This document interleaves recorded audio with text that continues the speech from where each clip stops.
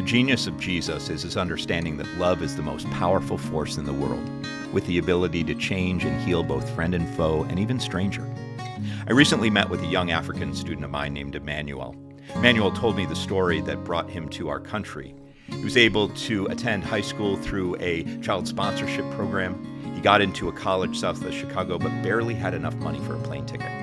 But that fall, he boarded a Delta flight, but he had no luggage, no carry-on, just a t-shirt, shorts, and flip-flops that he was wearing. A flight attendant noticed him shivering in the well-to-air-conditioned coach section of the plane and struck up a conversation.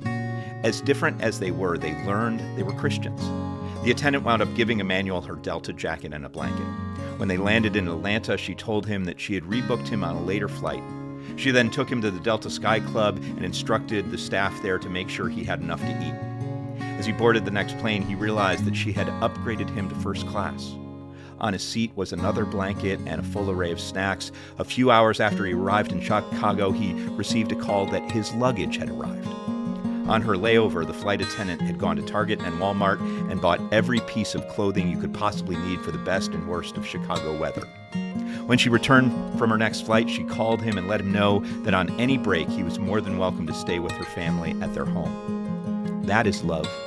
That's the love Jesus inspires, and it's the kind of love that can turn strangers into friends and enemies into allies.